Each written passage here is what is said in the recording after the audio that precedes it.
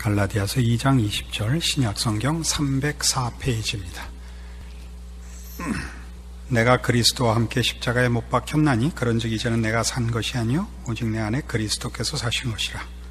이제 내가 육체 가운데 사는 것은 나를 사랑하사 나를 위하여 자기 몸을 버리신 하나님의 아들을 믿는 믿음 안에서 사는 것이라. 우린 여태껏 구원에 관한 설명에서 칭의가 전적으로 은혜였듯이 성화도 전적으로 은혜라는 사실을 그리스도와의 연합이라는 성경의 그 설명을 근거로 하여 확인했습니다.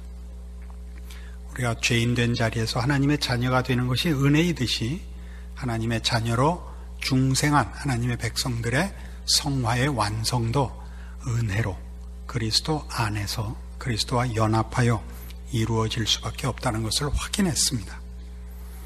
그런데 우리가 우리의 신앙 현실에서 경험하는 것은 승리롭지 못하다는 사실입니다. 그래서 오늘 이 갈라디아서 2장 20절을 보면 결국은 하반절에 있듯이 이제 내가 육체 가운데 사는 것은 나를 사랑하사 나를 위하여 자기 몸을 버리신 하나님의 아들을 믿는 믿음 안에서 사는 것이라 하는 이 부분이 결국 문제가 됩니다. 믿음 안에서 산다는 것이 무엇이며 어떻게 하면 믿음 안에서 살게 되는가? 이렇게 풀어가야겠죠. 그래서 믿음 안에서 산다 하는 것과 어떻게 하면 믿음 안에서 살 수 있느냐 하는 것을 나누어서 생각을 하겠습니다. 오늘은 그러니까 예수를 믿는다는 말이 뭐냐 하는 것을 칭의의 차원에서가 아니라 성화의 차원에서, 그러니까 예수를 믿어 구원을 얻는 차원에서 예수를 믿는다라는 표현 말고 구원을 얻은 성도들이 예수 그리스도와 함께 사는 그런 의미에서 예수를 믿는다라는 것이 무슨 의미인가 하는 것을 확인해 보려고 합니다. 이렇게 나누는 것은 이 믿음이 둘이 차이가 나고 달라서가 아니라 좀 더 분명하게 하기 위하여 나누어서 하는 것이지 본질상 같은 것입니다. 믿음은 우리가 보통 신뢰한다 라고 우리가 이해하고 있는데요. 이 신뢰한다는 것을 우리는 나의 신뢰하는 나의 마음가짐이라는 것을 먼저 생각하기 나름입니다. 그러나 성경에서 믿음이라는 단어는 은혜라는 표현의 다른 표현입니다. 그러니까 은혜라고 할 때는 그것이 우리에게 원인이 없는 것임을 우리가 다 이해하면서도 믿음이라고 하면 우리에게 원인이 있는, 책임이 있는 것이라 라는 생각을 우리가 쉽게 떨쳐버리지 못하고 있습니다. 그러나 이게 믿음이라는 이 표현이 성경에서는 행위의 법칙과 대조되는 은혜의 법칙을 표현하는 또 다른 단어라는 것을 이제 좀 증명을 해 보이겠습니다. 로마서 4장에 갑시다.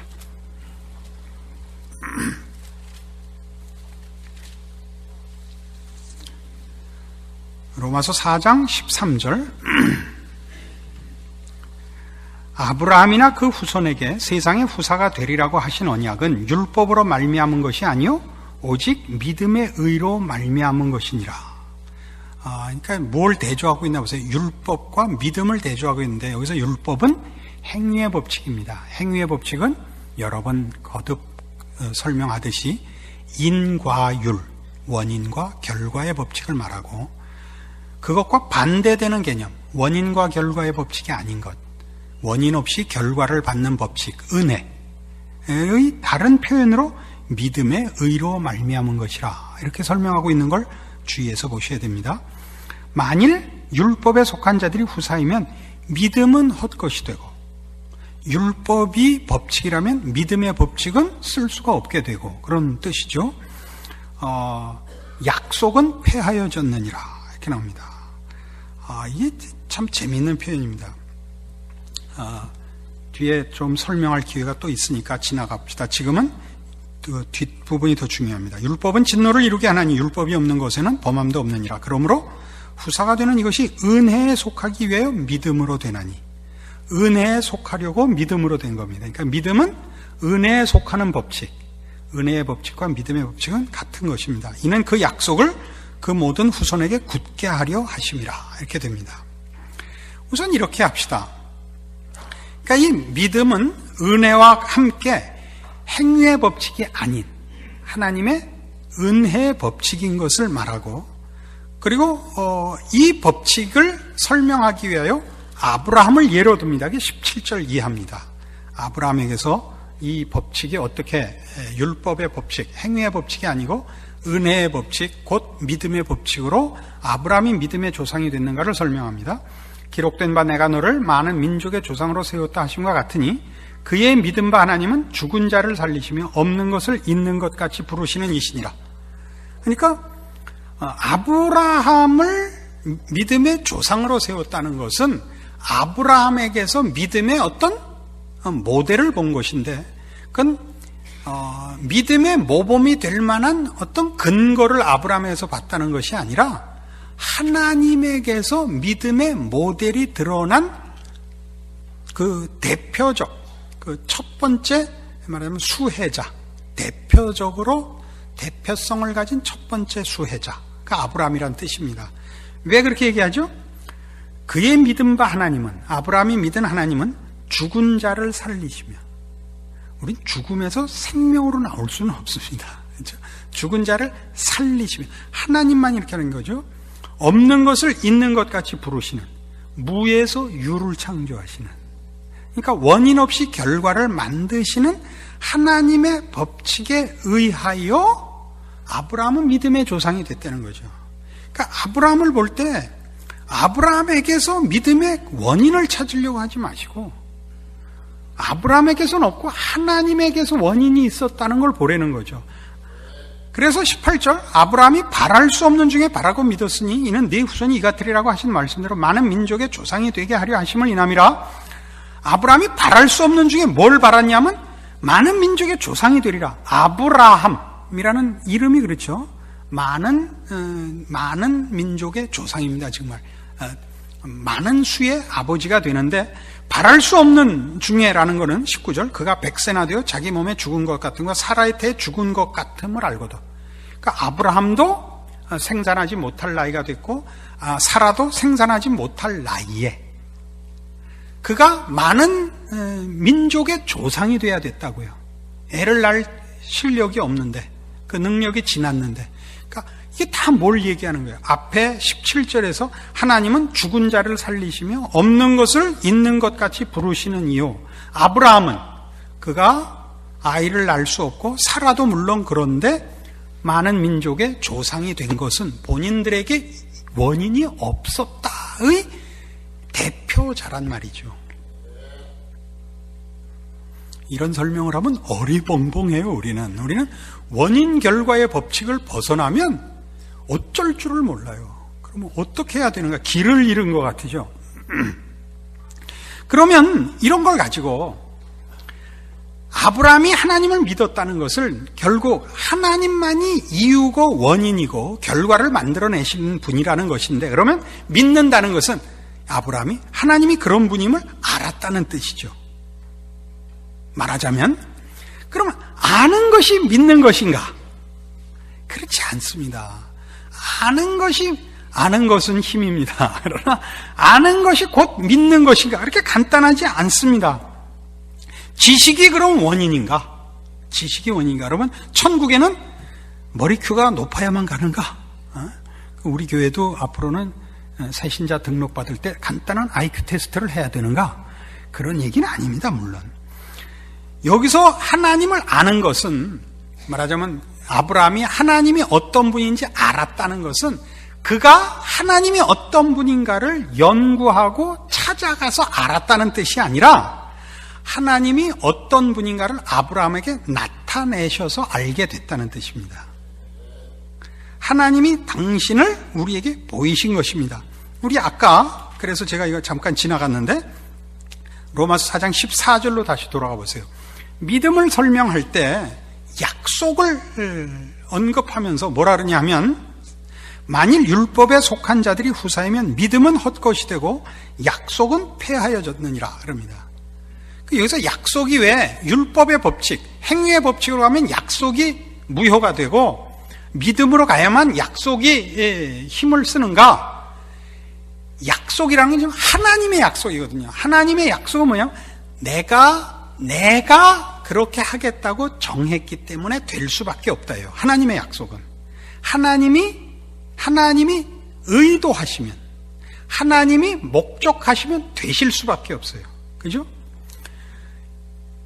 만일 이게 행위의 법칙이라면 네가 내 말을 들으면 살려주고 네가 내 말을 듣지 않으면 벌 주겠다고 약속이 되어 있는 거라면 이 약속은 어떻게 될지 모르잖아요. 상대방인 우리의 순종에 의해서는 성립이 되고 불순종에 의해서는 실패가 될 수도 있잖아요. 그럼 이 약속은 믿을 만한 약속이 못 되죠.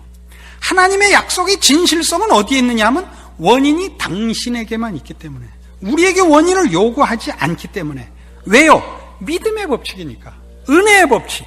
하나님이 당신에게서 이유와 원인을 가지는, 왜 이유와 원인을 가지셨죠? 우리를 사랑하시니까.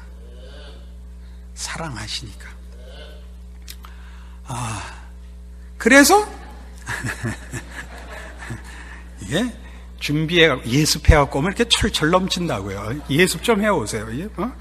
그냥 맹해갖고 오셔갖고 그냥 저한테 오늘 목사님 성령 충만해서 설교 잘하게 해주십시오 이렇게 넘기면 안 돼요. 충만하게 준비해 오세요.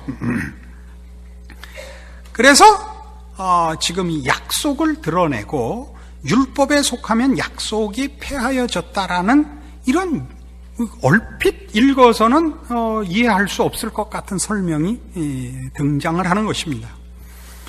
약속은 하나님이 자신의 의지와 자비와 성실을 근거하여 주신 것입니다. 이게 약속들입니다. 그러니까 믿음이라는 건 뭐냐면 이 약속을 주시고 우리에게 나타나신 이 하나님이 이유와 원인과 결과로 우리를 만나 주셔서 갖게 된 지식이요, 관계요, 운명인 것이지요. 결심도 아니고 동의도 아닙니다. 어떤 의미에서 그냥 항복이요, 하나님의 하나님 되심의 그의 자비하심과 복주심과 영원으로 찾아와 베푸신 복에 함몰된 거예요. 함몰 갖고는 좀 나쁜데 이렇게 홀딱 이렇게 잠겨버린 겁니다. 이 이상 더 잘 설명할 수 있는 사람은 전 세계에 없습니다. 그러니까 어디 나중에 학원 가서 더 이상 보충 수업 이런 거 없습니다. 지금 잘 들으셔야 됩니다. 이렇게 얘기를 하면 여러분은 금방 지금 머리 한 속에서 이 질문이 나올 겁니다. 그럼 우리 몫은 뭐야?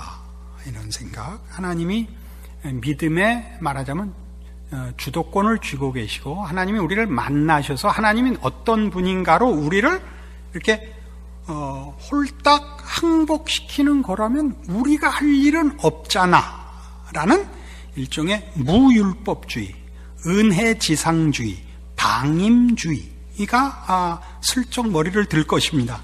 그러나 여기에 성경의 가르침에 조심해야 될 부분이 있습니다. 하나님의 은혜와 자비와 당신의 의지와 성실함을 근거로 하여 나타나신 이 하나님은 그 모든 원인을 당신만이 가지고 책임을 당신이 가지지만 목적은 우리의 거룩이라고 가르칩니다. 그러니까 우리가 만난 하나님, 우리 믿음의 내용, 하나님이 당신을 우리에게 보여주셔서 항복시킨 이 하나님은 우리의 조건과 자격을 묻지 않고 복을 주시며 은혜를 베푸시는 하나님이신 것이 사실이며 그 약속하신 것을 당신의 의지와 성실하심과 능력을 근거로 하여 실패하실 수 없는 분입니다. 이것까지 다 지금 얘기한 겁니다. 동시에 이 하나님은 거룩을 목적하시고 우리의 성화와 하나님을 닮은 신성의 자리를 목표하고 요구하고 계시는 것으로 또한 우리에게 만나주시고 알게 하고 계십니다.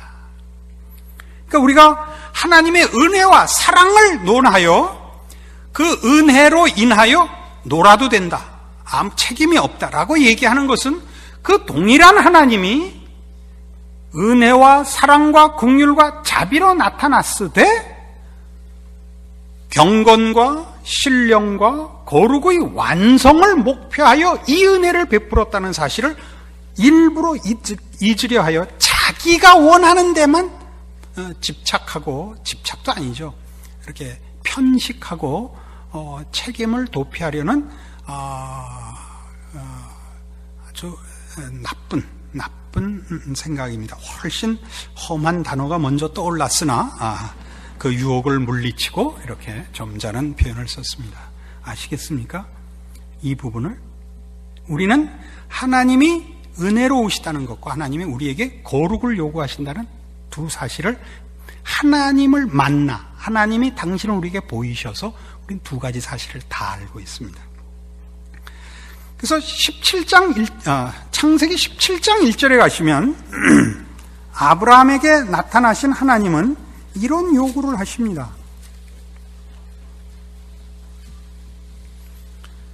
창세기 15장에서 이미 하나님이 아브라함의 믿음을 근거로 하여 의롭다함을 인쳤으나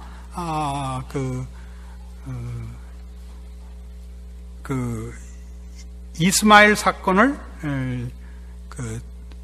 잘못을 저지른 후에 하나님이 17장 1절 아브라함의 99세 때 여호와께서 아브라함에게 나타나서 그에게 이르시되 나는 전능한 하나님이라 너는 내 앞에서 행하여 완전하라. 은혜의 약속을 했으나 그 목표와 내용과 요구는 여호와 앞에서의 완전을 요구하고 있다는 것을 분명하게 가르치고 있습니다. 그러니까 우리의 믿음은 하나님이 유일한 원인으로서 은혜롭다 하는 것과 이 은혜가 우리를 거룩으로 목적하고 있다는 걸 절대 놓쳐서는 안 됩니다. 자주 인용했던 에베소 4장 24절 의와 진리와 거룩함으로 지으심을 받은 새 사람을 입으라. 이겁니다. 이게 목표입니다. 이것을 하나님이 은혜로 주셨습니다. 은혜로 주셨다는 것은 당신이 이유가 되고 원인이 되어 이 일을 우리에게 시작하셨고 이루실 것입니다.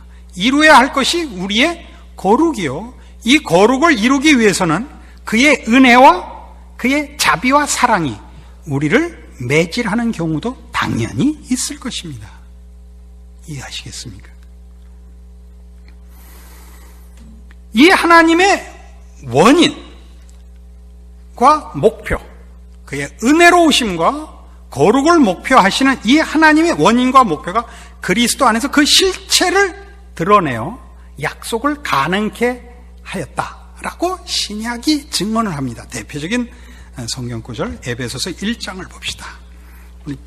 지금까지 한 얘기가 구원에 어떻게 그리스도 예수 안에서 이 원인과 결과가 하나님의 신비로운 방법으로 가능하게 됐는가를 이렇게 에베소서 1장에서 봅니다. 7절, 에베소서 1장 7절, 우리가 그리스도 안에서 그의 은혜의 풍성함을 따라 그의 피로 말미암아 구속 곧 죄사함을 받았으니 이는 그가 모든 지혜와 총명으로 우리에게 넘치게 하사 그 뜻의 비밀을 우리에게 알리셨으니 곧 그 기쁘심을 따라 그리스도 안에서 때가 찬 경륜을 위하여 예정하신 것이니 하늘에 있는 것이나 땅에 있는 것이 다 그리스도 안에서 통일되게 하려 하심이라.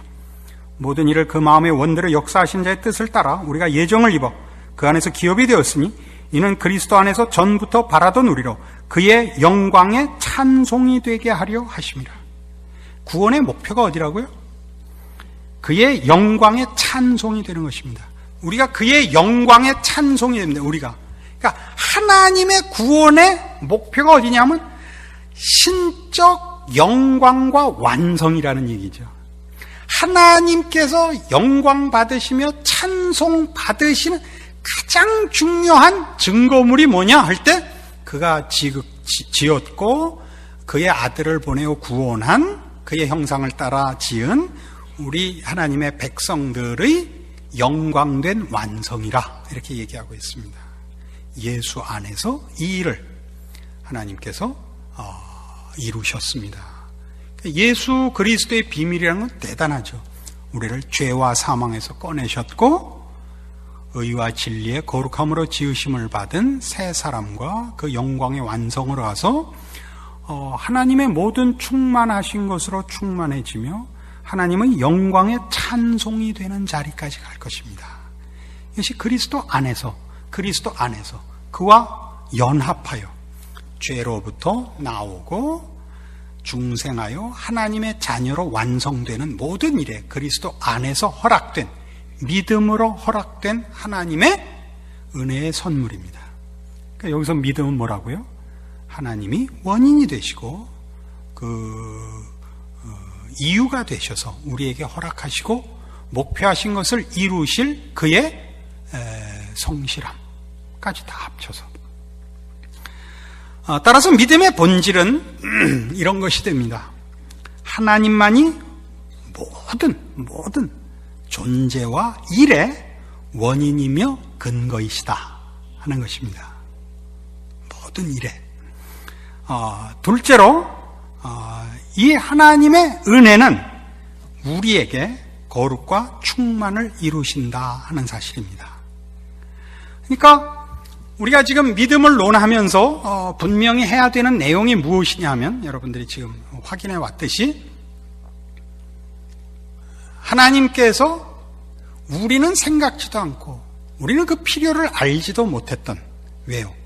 죄로 인하여 하나님과 분리되어 감각 없는 자 되고 방탕에 방임하여 살고 있는 우리에게 하나님이 찾아오셔서 하나님을 보이사 무엇이 진정한 복이며 인간의 참다운 자랑이 무엇인가를 은혜로 알리시고, 그렇죠? 그리하여 죄로부터 우리를 꺼내시고 이 하나님의 하나님 되심으로 우리에게 요구하는 하나님의 자녀라는 이름에 부족할 것이 없는 자리로 우리를 데려가겠다라고 알리신 것들이 바로 믿음입니다. 그러니까 우리가 어거지로 얘기를 하자면 믿음은 그래서 하나님을 아는 것입니다. 이거는 다만 지식의 문제는 아닙니다. 지식적으로 아는 것은 하나의 정보에 불과하지만 이 아는 것은 이 하나님, 인격자이신 하나님, 온 우주 만물의 주인이신 하나님, 나를 향하여 구원의 완성을 목적하고 계시는 하나님을 아는 것입니다. 우리는 그것을 요한복음 17장에서 이렇게 이미 본 적이 있습니다.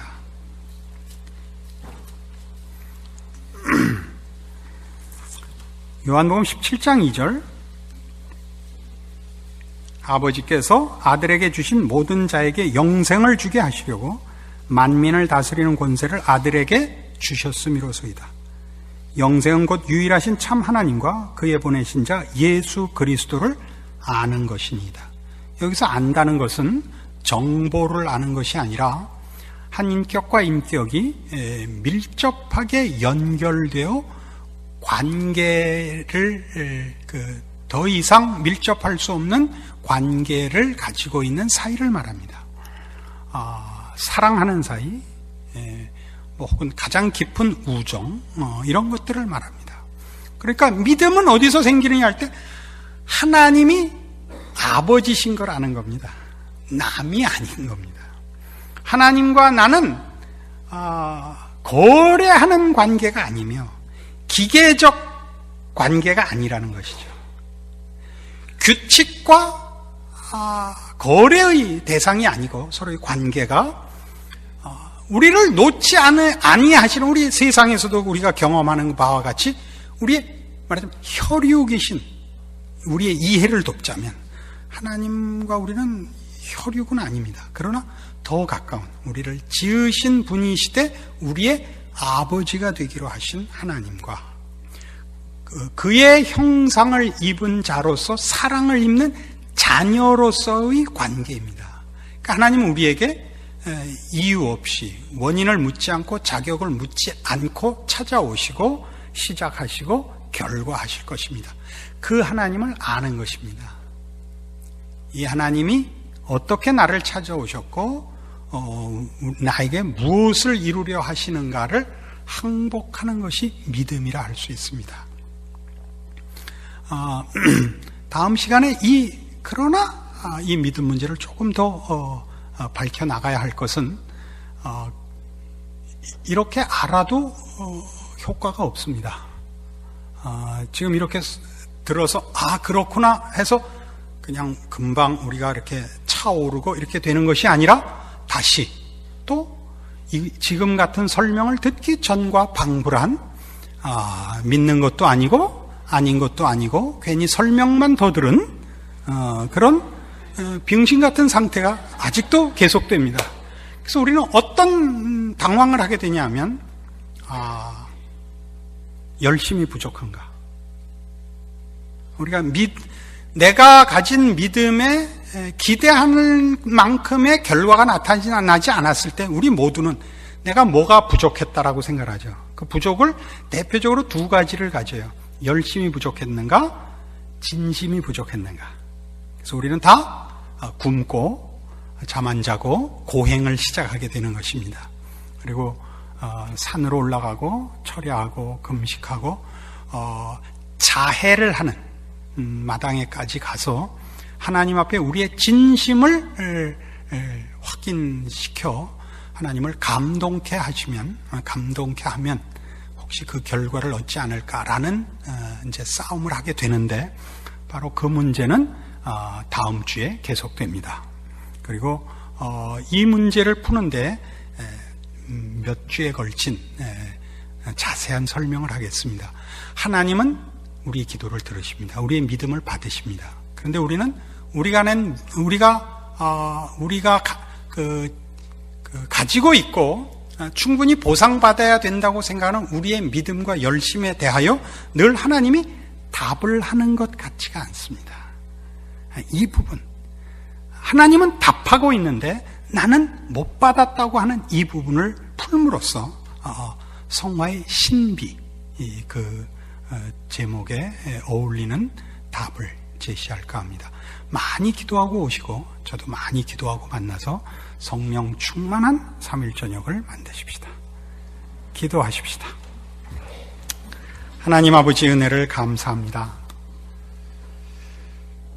하나님께서 우리 아버지신 것과 우리를 사랑하사 하나님의 모든 귀한 것으로 주시며 이루시며 채우시며 중도에 포기하시거나 그만두시지 않고 꼭 이루시는 우리 하나님의 신실하심과 능력과 넘치는 사랑에 다시 한번 감사와 찬송을 올립니다. 우리에게 하나님 나타나셨고 알게 하셨고 우리 속에 믿음을 심으셨습니다. 오늘날 우리가 이 믿음을 어떻게 쓰는 것인지, 어떻게 그 믿음의 결과를 얻는 것인지 모르는 것에 대하여 하나님 더 많이 기도하게 하시고 하나님 더 많이 조명하사 주의 말씀을 밝히시고 알게 하시고 모두로 하나님의 인도하심과 변함없으심과 우리가 찾기 전에 먼저 찾아와 이미 허락한 복들을 확인하는 복들을, 기적들을, 감격들을 이 시간들에게 허락하여 주시옵소서. 예수님 이름으로 기도합니다. 아멘.